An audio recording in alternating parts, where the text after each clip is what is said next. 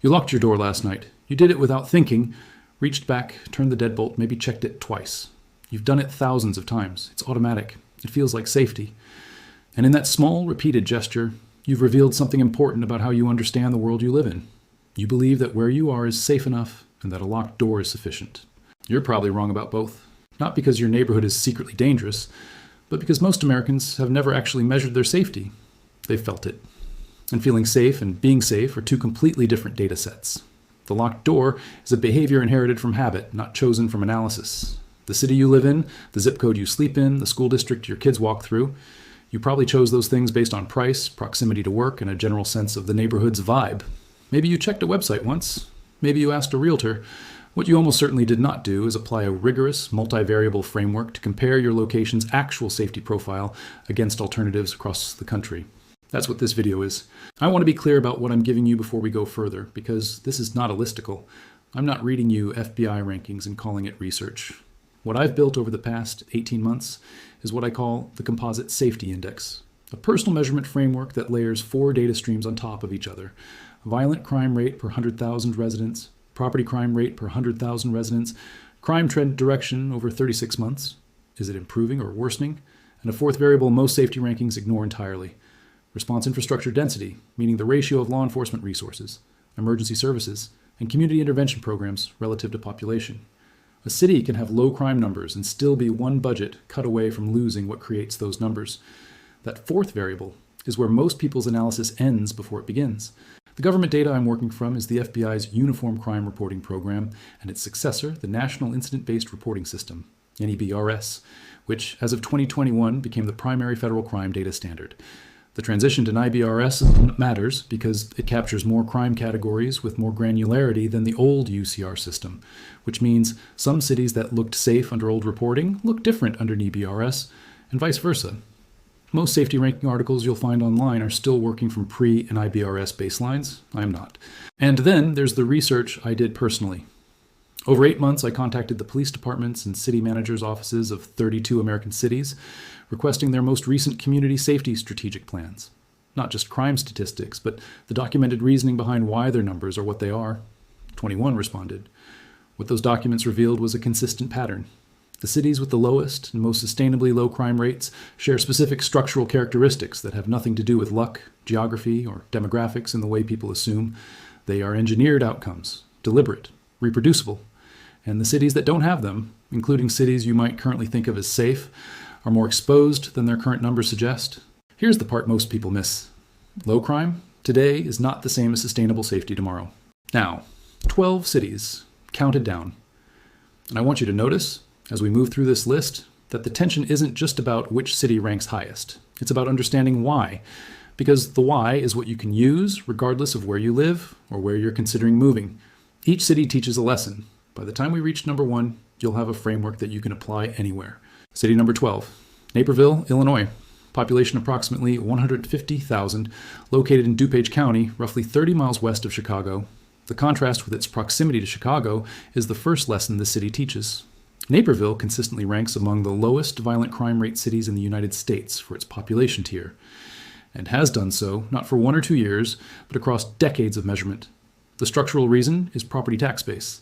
DuPage County has one of the highest median household incomes in Illinois, which translates directly into municipal budget capacity, which translates into police staffing ratios, infrastructure maintenance, and the kind of community programming that addresses the preconditions of crime rather than just responding to its consequences.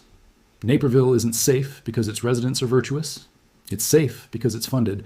Remove the funding and the safety profile changes. That's not cynicism. That's the mechanism. The city's own strategic safety plan, which I reviewed, explicitly credits sustained investment in community engagement infrastructure as the primary driver of its crime rate trajectory. But funding alone doesn't explain everything. City number 11, Gilbert, Arizona. Population approximately 275,000. One of the largest cities on this list, which makes its safety numbers more significant, not less.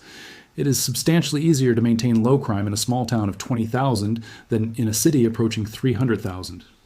Gilbert's violent crime rate per 100,000 residents places it consistently in the bottom 5% of cities its size nationally. What Gilbert's planning documents revealed is a deliberate emphasis on what their public safety department calls environmental design, urban planning choices that physically reduce the opportunities for crime. street lighting density, sightline management in commercial and residential development, traffic flow patterns that reduce the anonymity that certain crimes require. This is crime prevention through environmental design, or CPTD, applied at citywide scale. Gilbert didn't luck into its safety profile. It architected it, literally. The architecture works until the city stops maintaining it.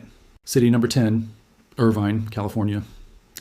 In a state that has generated national headlines for rising urban crime, property crime, and homelessness-related safety concerns, Irvine sits as something close to an anomaly. Its violent crime rate is among the lowest of any city, over 200,000 in the United States. The reason Irvine is interesting for our purposes isn't just its numbers, it's its origin. Irvine is a master-planned city, developed largely by the Irvine Company from the 1960s onward according to a deliberate urban design philosophy. Every neighborhood, every commercial district, every transit corridor was planned. There was no organic urban sprawl, no patchwork zoning, no inherited infrastructure from a century of uncoordinated development. The result is a city that looks functionally like the Gilbert environmental design principle applied from the ground up. The lesson: organic cities can retrofit these principles. It's harder, it's slower, but it's the same mechanism. You can't retrofit intention onto neglect, though. Not quickly. City number 9, Frisco, Texas. Another rapidly growing Texas city. Population now exceeding 220,000, up from under 100,000 15 years ago. Frisco's appearance on this list is instructive precisely because of that growth rate. Conventional wisdom holds that rapid population growth strains public safety infrastructure and drives crime up. Frisco is a counterexample. Its crime rate has remained low through its growth period because the city's planning department built public safety capacity ahead of population growth rather than behind it. New police substations were built before new neighborhoods were fully occupied. Community liaison programs were established in new development areas before crime patterns could form.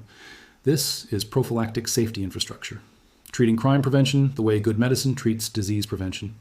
You don't wait for the outbreak. You build the immune system first. Most cities do the opposite. City number 8, Columbia, Maryland.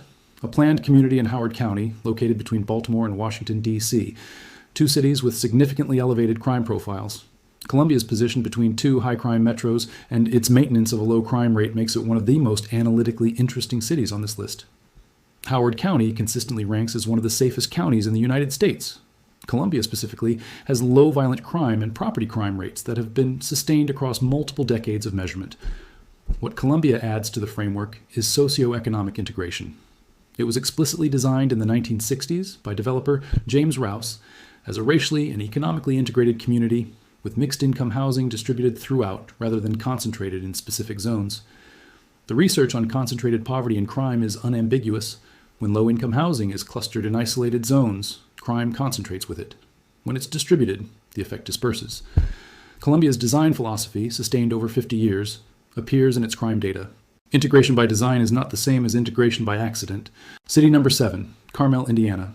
Population approximately 100,000, located north of Indianapolis. Carmel has won national recognition for livability, infrastructure quality, and public safety, and its crime data reflects all three. What Carmel adds to the framework is the relationship between quality of life infrastructure and crime prevention. Carmel has invested heavily in arts infrastructure, parks, trail systems, and public gathering spaces. This is not aesthetics for its own sake. The research literature on community spaces, third places, and sociological terminology shows a consistent relationship between the density of high-quality public spaces and lower crime rates. People who use public space create natural surveillance. Space that is cared for signals that it is watched. Space that is abandoned signals the opposite. Carmel's extensive trail network and public amenities are functionally crime prevention infrastructure wearing recreational clothing. But quality of life infrastructure requires continuous investment or it degrades. City number 6, Thousand Oaks, California.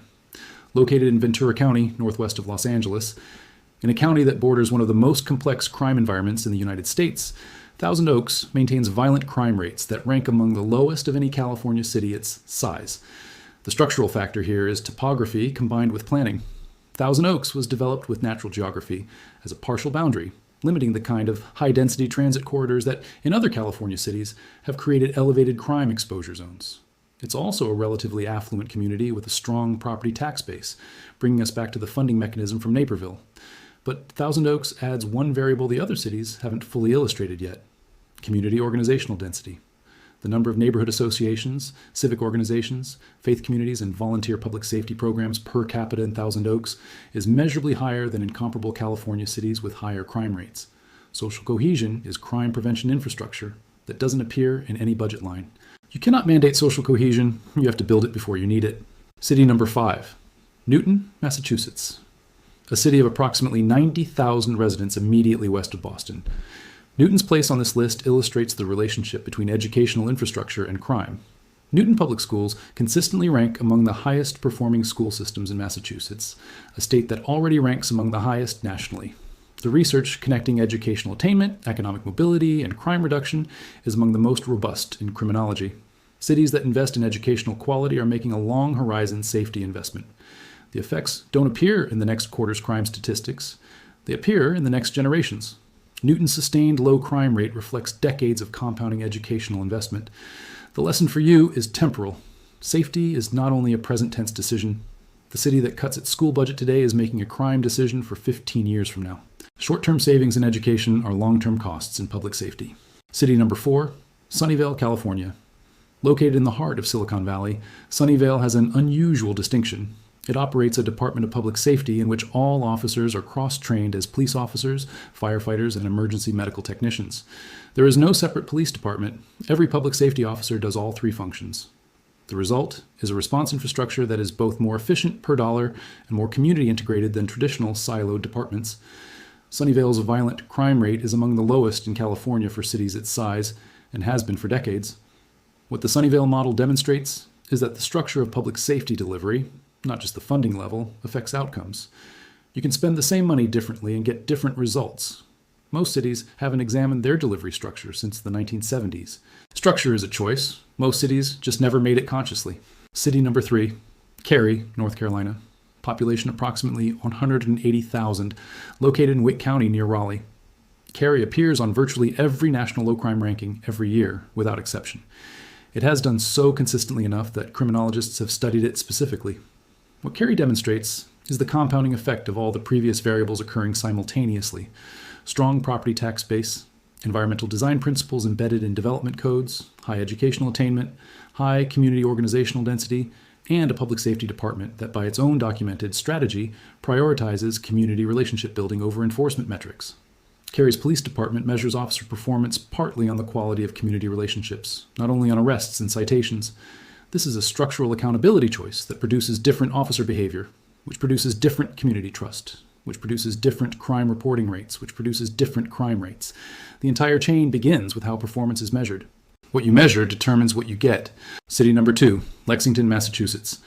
Population approximately 34,000.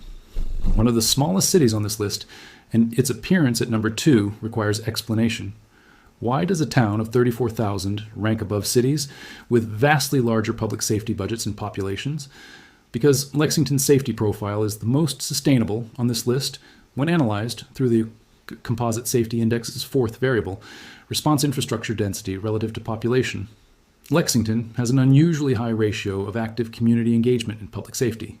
Neighborhood watch participation rates, community emergency response team training completion, and civic participation in public safety planning processes that are, per capita, among the highest of any municipality I analyzed. The safety is distributed. It lives in the residents, not only in the institutions. Distributed safety is resilient safety. When institutions face budget pressure, communities with high civic engagement maintain their safety profile. Communities that outsourced all safety to institutions do not. The city that needs its residents to be passive is fragile by design. City number 1, Los Alamos, New Mexico. This may be the most surprising entry on the list, and it is deliberately placed at number 1 because it dismantles the assumptions most Americans carry about what makes a city safe. Los Alamos is a small city of approximately 20,000 people, home to Los Alamos National Laboratory, a federal research facility. Its violent crime rate is functionally near zero on a per capita basis, sustained across decades. Why? Federal employment concentration. High educational attainment. Los Alamos has one of the highest concentrations of PhD holders of any municipality in the United States. Economic stability with minimal income inequality relative to other American cities. High community investment in public infrastructure, and a history of planned development around a specific institutional mission. Los Alamos is the extreme case of every principle this list has illustrated, and it is extreme because it was literally built by the federal government to concentrate human capital and sustain it.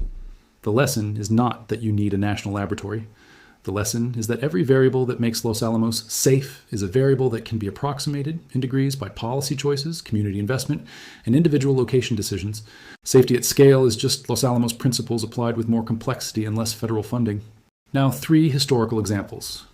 Because this pattern of engineered safety versus assumed safety is not new, and the consequences of misunderstanding it are not new either. Singapore, 1960s to present. In 1965, Singapore was a newly independent city-state with high crime rates, ethnic tensions, and the kind of urban disorder that most observers of the era considered inevitable for a densely populated, economically underdeveloped tropical port city. What followed was one of the most deliberate and documented urban safety transformations in modern history. The government of Lee Kuan Yew implemented an explicit, multi-decade program connecting housing policy, education investment, economic development, environmental design, and law enforcement restructuring into a single integrated safety strategy. By the 1980s, Singapore's crime rates had dropped to among the lowest of any major city in the world, where they have remained. The lesson is not that Singapore's specific methods are replicable in a democracy. The lesson is that safety is an engineered outcome, not a natural condition. It was built. It can be built elsewhere when the variables are understood. Vienna, Austria, consistently ranked among the world's most livable and safest cities. Vienna's safety profile is the product of a century of deliberate social housing policy. The city owns and operates approximately 60% of its residential housing stock, providing subsidized high-quality housing across income levels distributed throughout the city, not concentrated in isolated zones. The result is what Columbia, Maryland achieved by design: economic integration at scale, which removes the concentrated poverty mechanism that drives elevated crime in other European and American cities. Vienna's safety is its housing policy wearing a police uniform. Remove the housing policy and the safety follows it out the door. This has direct implications for how you evaluate the safety of any American city. Look at its housing policy before you look at its crime statistics. Medellín, Colombia, one of the most dramatic urban safety transformations of the 21st century. In the early 1990s, Medellín was the most dangerous city in the world, with a homicide rate exceeding 380 per 100,000 residents. By the 2010s, that rate had dropped by over 90%. The transformation was not primarily a law enforcement achievement, it was an infrastructure achievement. The city built cable cars connecting isolated hillside comunas, informal settlements, to the city center, reducing the geographic isolation that had allowed criminal organizations to operate as de facto governance. It built libraries, parks, and schools in the highest crime neighborhoods. It invested in the physical and social infrastructure of places that had been abandoned by the city for decades. The crime fell because the abandonment ended. Every city that has high crime neighborhoods has, to some degree, abandoned those neighborhoods. Medellín is the proof of concept for what happens when you stop. The cities that look away from their most neglected neighborhoods are choosing their future crime statistics today. Here is what you do with all of this. Not someday, today. First, look up your current city's crime rate on the FBI NIBRS database or the city data platform. Not a ranking article, the raw data. Find your city's violent crime rate per 100,000 residents. Find the 3-year trend. Is it going up, down, or flat? That trend direction matters more than the current number. A city at 200 violent crimes per 100,000 and declining is a better safety investment than a city at 150 and rising. Second, look up your city's most recent budget allocation for public safety. Specifically, the ratio of prevention and community programming spending to enforcement spending. Cities that spend more on prevention relative to enforcement tend to have more sustainable safety profiles. This data is public. It's in every city's annual budget document. Search your city name plus adopted budget plus the current year.